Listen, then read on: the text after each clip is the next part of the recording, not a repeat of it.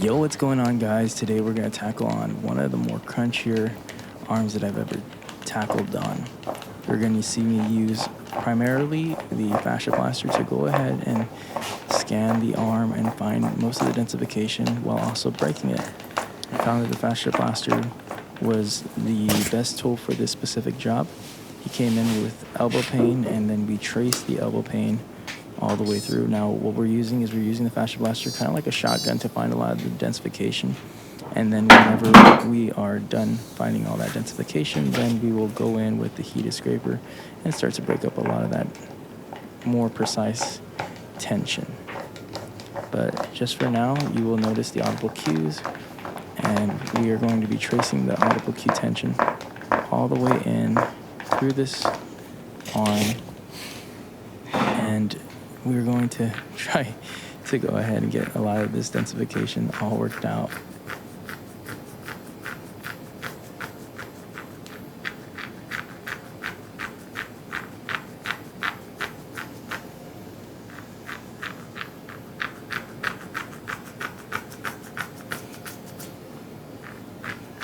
Now, as you're noticing right here, the densification is getting less and less. We're hearing less audible cues, but this all means is that we're gonna have to shift our perspective to find more of that densification in just a moment.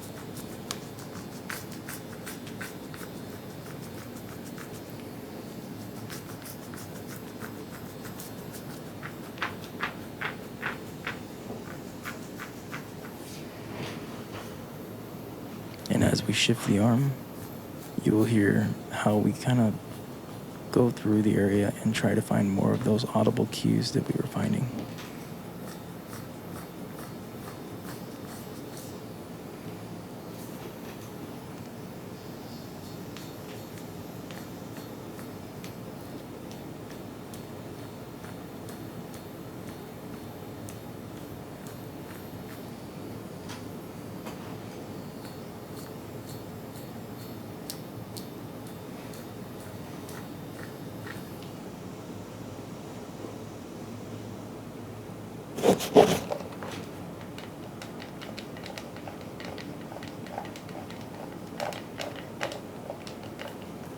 While it is significantly less, it's very crucial that we find as much tension as possible through the arm, because what I found is that a lot of this tricep tension actually caused a lot of the tension to the elbow.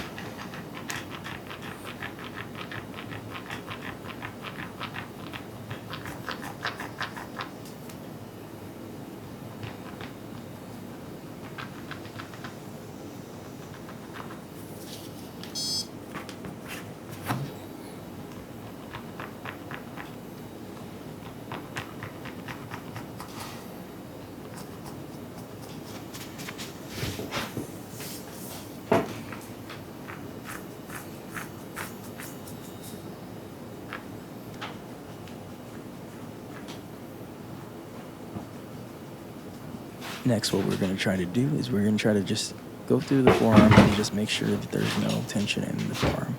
As soon as I get clarity on that, then we go over the main area, which is this entire arm area, just so that way we can clear it out and make sure that there is no more tension. And then once we get that all cleared up, again, we're going to shift the arm into a new position and then work through and see if we find any more of those audible cues or densification that we can physically feel through the tool.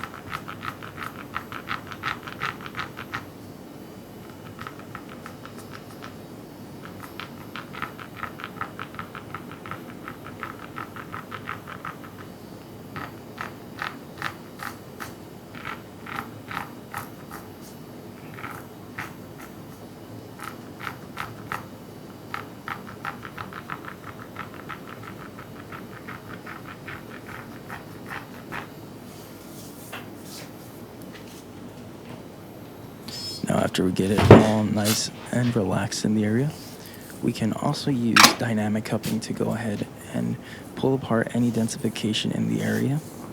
Now, the first thing that I can do just to keep it more simple and light is I can use the silicone cups, but in a moment you're going to see that the silicone cup actually just didn't do enough justice, and so we went with the plastic cups, which you'll actually hear a lot of densification and audible cues from that cup, and you will also be able to hear the dissipation of the audible cues, which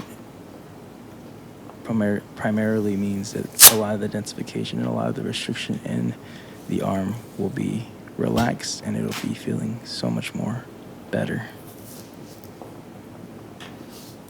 Now, that crunch that you will be hearing and then that you have been hearing throughout this video, a lot of it deals with hyaluronic acid, and hyaluronic acid buildup can go ahead and create a densening of the fascia.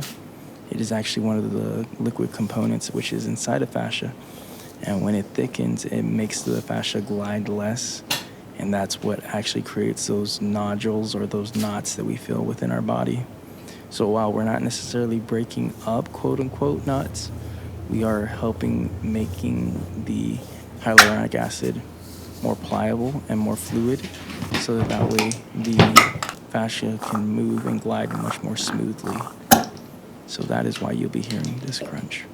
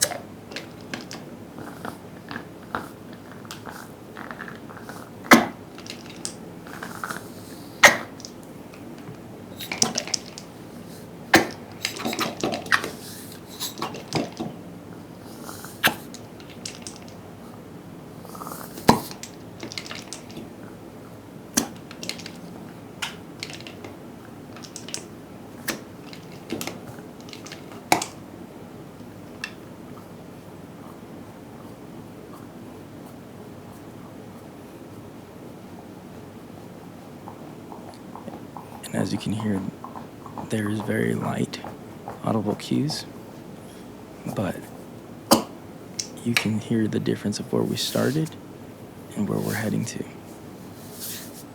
Now, after this is done, what we're going to do is we're going to prep the arm for Shockwave, and Shockwave is going to shoot these acoustic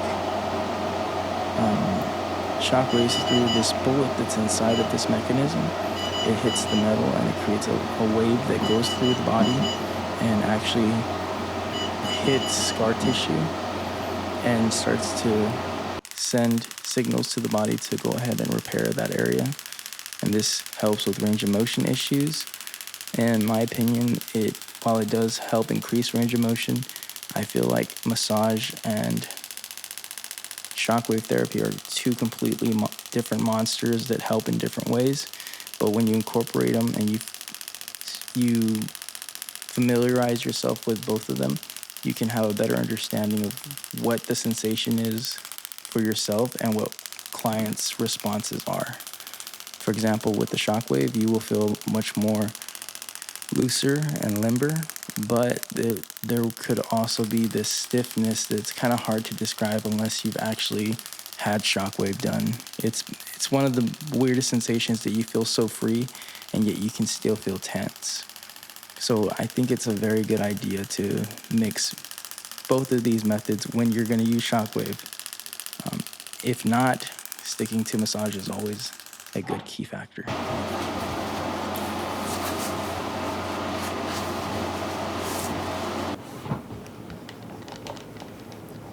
Polishing in again with the Fascia Blaster, you can hear that it's sounding way less audible, and it's on its way to feeling greater. So next thing we are going to be doing is we're going to go back to the centerpiece of this arm, trace upwards, and see where the tension leads us. It looks like that it's more likely going to lead us towards the shoulder, the anterior delt, and even in the pec. Usually when I feel tension like this, it's typically going to be coming from the pec, anterior delt area. And this area right here, you have to be very, very light. Usually the heat helps with the thixotrophic effect to help relax the area so that way it can let go and you don't need a lot of pressure. Now, as you can see, I move the arm slightly down and I'm more leaning on that anterior delt now, really trying to really focus on that. And as I work through the anterior delt, I'm starting to see some visual cues of the visual pulling in the pec. So that lets us know where we're heading to next. But for the most part, it's pretty self-explanatory on how we are going to do this. We're going to be using the heated scraper to relax, and then we are going to go ahead and detail with that scraper. So using both of those things can help with parasympathetic response. And right there you can see how bad it really pulls on the chest.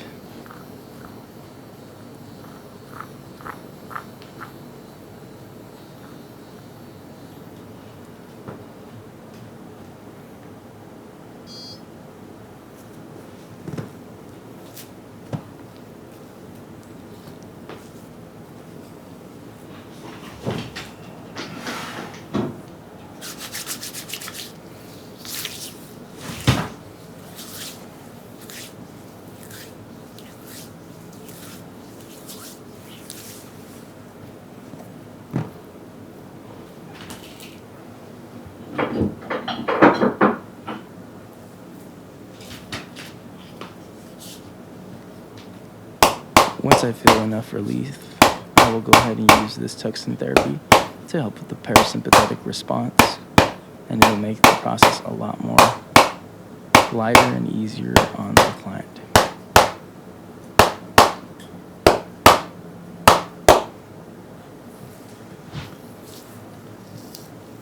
Next, we go through the palpation again, and once we see that there's still a bit more desiccation, we'll go ahead and grab tuxin therapy again and continue the polishing process with tuxin therapy to help with that parasympathetic response that we're trying to get, and so that way we can smooth out more tissue.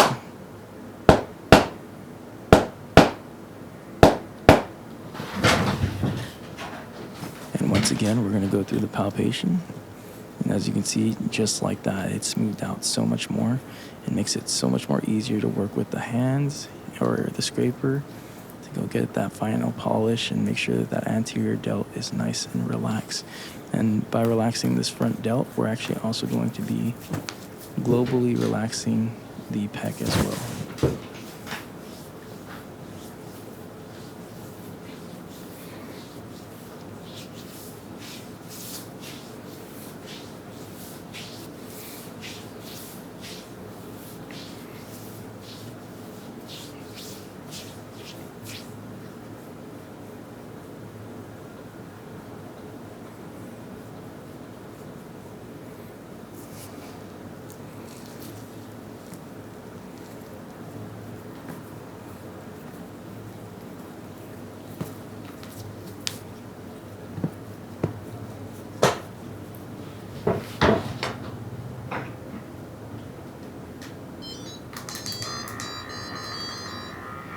Next, we're going to go into myofascial decompression, aka cupping, and this will help decompress the fascia. So instead of putting pressure into the body, what we're going to be doing is we're going to be putting pressure or pulling pressure from the body.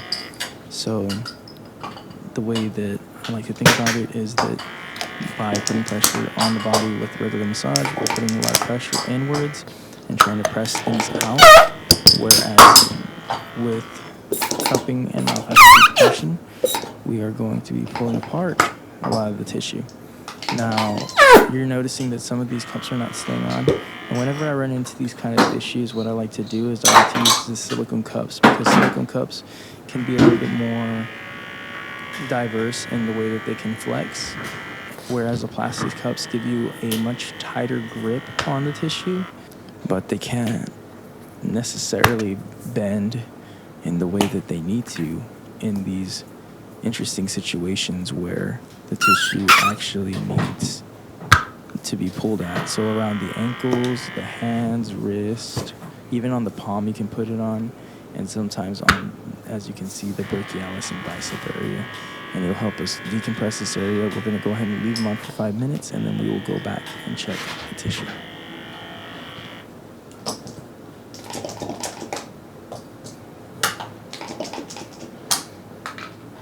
After 5 minutes, we'll go ahead and remove some of these cups and then take a look at the colorization. As you can see, one looks very dark purple, meaning that there's a lot of restriction in that area, which means we need to work on it more precise next time.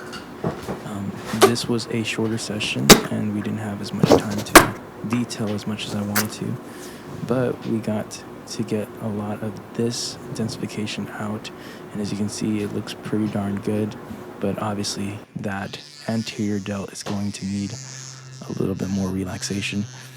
So what we're going to do to finalize all of this work is to use a 10 unit, which has a frequency vibration, and it'll help with the parasympathetic response for the system.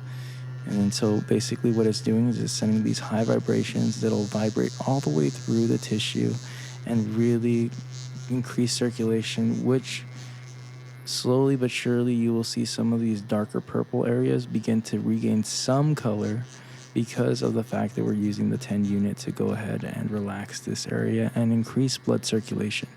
By increasing blood circulation, we are also increasing nutrients to the area and to just help it in the recovery process.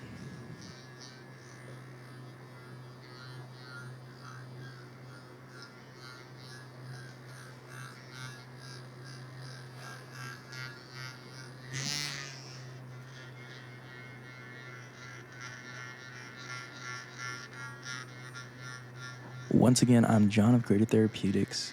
If you guys like this video, please leave a like or even leave a comment. It helps us so much more than you guys realize.